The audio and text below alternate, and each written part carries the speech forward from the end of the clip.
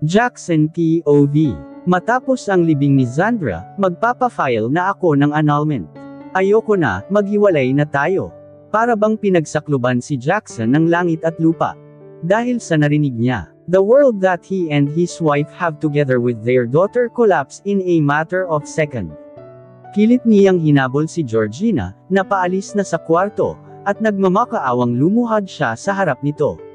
Huwag mong gawin sakin ito, sa kaloob-looban niya'y, nagbabaka sakali si Jackson, na baka nabigla lang ang asawa sa naging desisyon nito. But seems like for her it's final. You can't stop me from walking away from your life, just like I can't stop you from ending her life. Ako naman ang pakinggan mo ngayon, Jackson. Set me free, she blurted before leaving the room, and left him kneeling on the ground while crying his heart loud. Nasa kwarto pa rin ba siya? Mahinahong tanong ni Jackson sa kapatid, nang makauwi ito mula sa libing ng anak. Rizzy weakly smiled at him before nodding. Hindi na nagtangka pang pumunta sa burol ng anak si Georgina, it may be her last chance to sow and be with her daughter. But she just can't. Hindi niya kayang makitang nasa loob ng kabaong ang munting prinsesa ng pamilya Segovia. Iniisip niya na nasa malayong lugar lang ang anak, at makikita niya rin ito ulit. She'll see her again one day. Mabibigat ang hakbang na tinungo niya ang kwarto ng anak, sa ikalawang palapag ng bahay. The pain that he's feeling right now double as he heard her sobs. Mula sa siwang ng pinto, ay nakita niya ang walang humpay na pagtangis ng asawa, habang nakayakap ito sa paboritong teddy bear ng anak. Within a snap his perfect family is now part of his past. Alam niya sa sarili na hindi siya mapapatawad ng asawa, dahil sa desisyon na ginawa niya, ganun pa man hindi niya yun pinagsisihan. Dahil yun ang makakabuti sa kanilang lahat. Isang malalim na bagtong hininga ang pinakawalan niya, bago siya tuluyang pumasok sa kwarto ng anak at lumapit sa asawa. Georgina, kalmadong sambit niya sa pangalan nito, dahilan para mapalingon iyon sa kanya. Bakas sa mukha nito ang pamamaga ng mga mata, dahil sa walang humpay na pag-iyak. Stop crying, wife, makakasama yan sa'yo, he blurted as he came closer. Georgina sarcastically laughed as he looked at him. Sa mga oras na ito, para bang hindi niya asawa ang tinatitigan niya. She's looking at him as if he's the person that she hated the most. Makakasama sakin. Bakit alam mo ba talaga kung ano yung makakabuti sakin? Tatanggalin mo rin ba yung karapatan kung mag-look sa Jackson? She mocked. Nanatili lamang siyang walang imak habang nakayuko. Hahayaan niya lang na ilabas sa kanya ni Georgina, ang lahat ng sama ng loob at galit, na kinikimkim nito. Ikaw, hindi ka ba nasasaktan sa pagkawala ng anak natin? Hindi mo ba nararamdaman na para bang may nawalang parte sa pagkatao mo, sa pagkawala niya?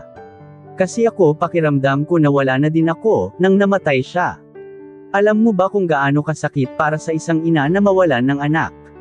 Muli na naman itong umiyak, habang nakatingin sa kanyang mga mata. Ngunit sa pagkakataong ito mas nangingibabaw ang kalungkutan sa mga mata niya. Zandra is my own blood and flesh, losing her is like losing my sanity. Nagpapakatatag ako para sa'yo, para sa atin, kasi hindi pwedeng parehas tayong marupok, hindi pwedeng parehas tayong wala nang may balak pa na mabuhay. I'm feeling the same pain, at mas masakit kasi magkahiwalay nating kinikimkim, ang sakit ng pagkawala niya. I can't afford to lose you, Georgina. Please bumalik ka na sakin. Ang bahay nila na puno ng tawanan at masayang alaala, sa isang iglap ay nawala ng buhay, ramdam sa bawat sulok nito ang hinagpis ng mag-asawang naiwan. Sa simula pa lang magkakonekta na kami ng anak mo, Jackson, losing her means losing me. The moment you decided to end her life, is the same moment you end our connection. Mahal kita, pero hindi na yun sapat para manatili pa ako sa tabi mo. Wala na siyang nagawa pa, kundi sundan na lang ng tingin ng asawa, habang papalabas ito ng kwarto. Baka nga hindi talaga nakatadhana na magkasama sila hanggang sa huli.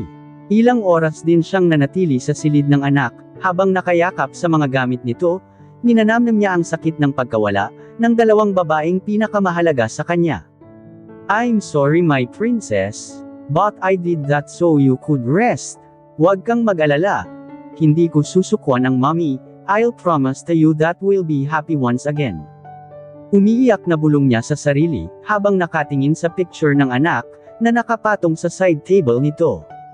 May mga malungkot na ngiting lumabas siya sa bahay nila, at sumakay sa kotse. Hindi niya hahayaang mawala rin pati ang asawa niya. She can hate him to death but she can't run away from him, she can't leave him dahil hindi na siya papayag. Ilang oras na rin siyang nagmamaneho, at pinuntahan niya na lahat ng kakilala, at kaibigan nilang maaring pansamantalang tinuluyan ni Georgina, nang makaalis siya sa mansyon, pero hindi niya ito makita. Hindi rin niya makontak ang telepono nito, habang lumilipas ang mga oras, ay nagsisimula na siyang kabahan.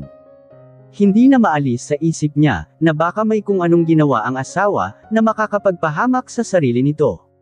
God please, bring her back to me, he silently pray, as he roams around the city. Agad naman niyang sinagot ang telepono, nang tumunog ito, sa pag-aakalang si Georgina ang tumatawag, only to find that it was his younger brother.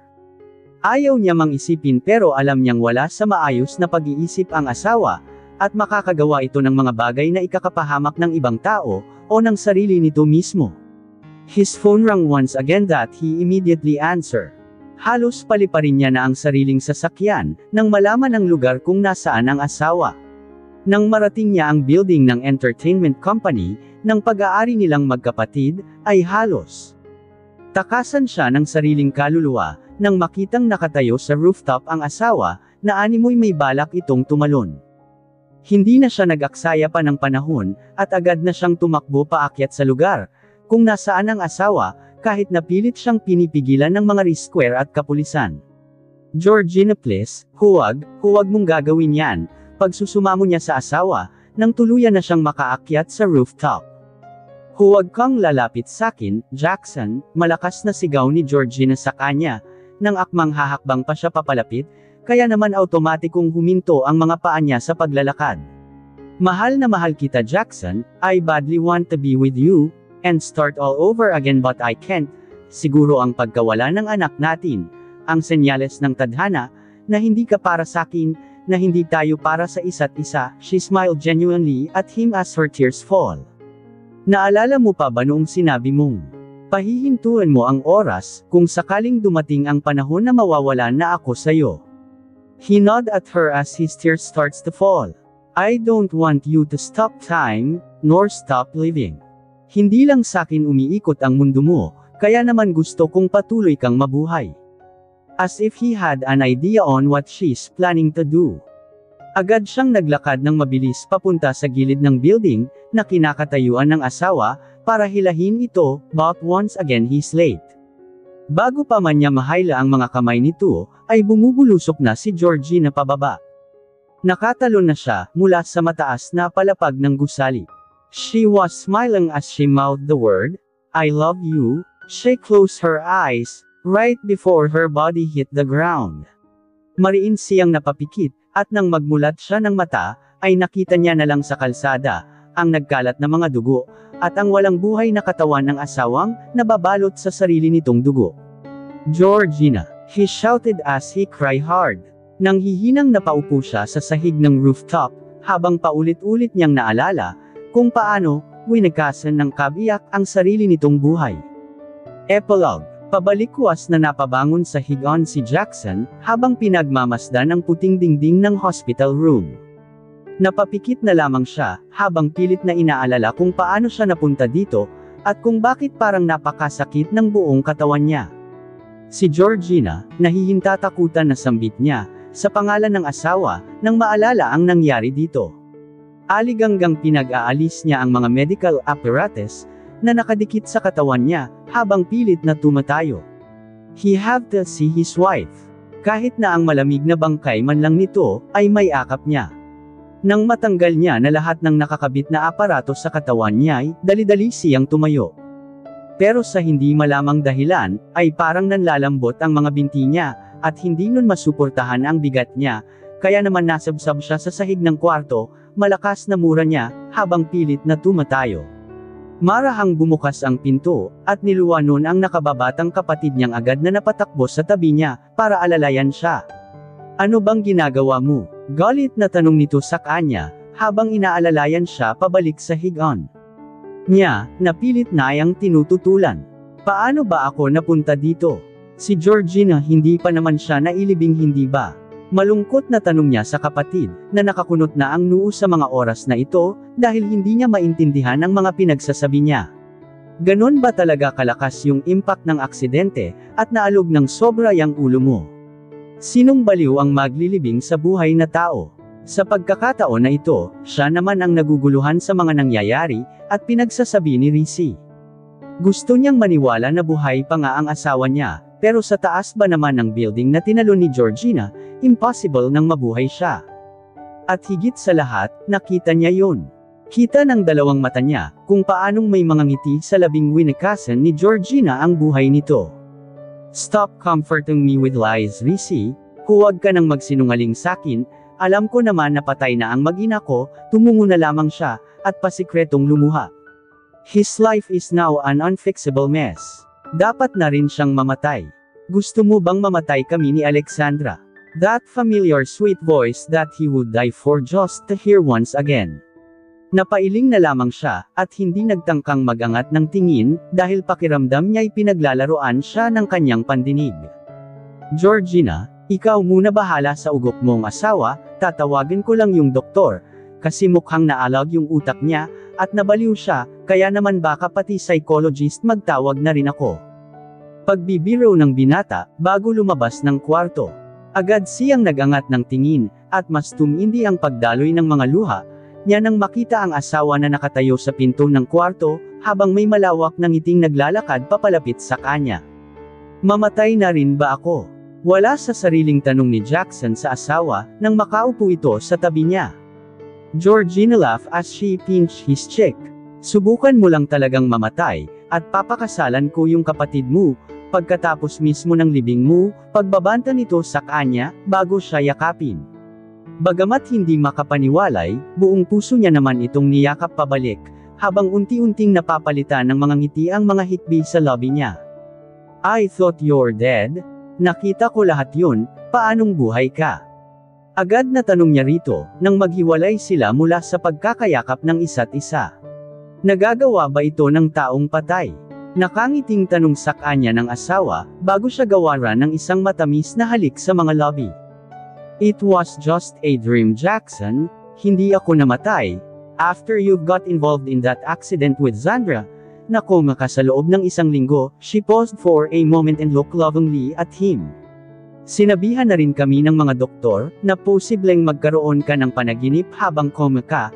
Kadalasan daw na napapanaginipan ng mga taong nakokoma, ay yung mga bagay na kinakatakutan nila, kaya naman napanaginipan mong patay na kami ni Zandra, she explained that enlightened him. You mean Zandra's alive too? Hindi siya patay. Muling tanong niya sa asawa, habang mahigpit na hawak ang kamay nito. That princess of ours is fine, and she missed you.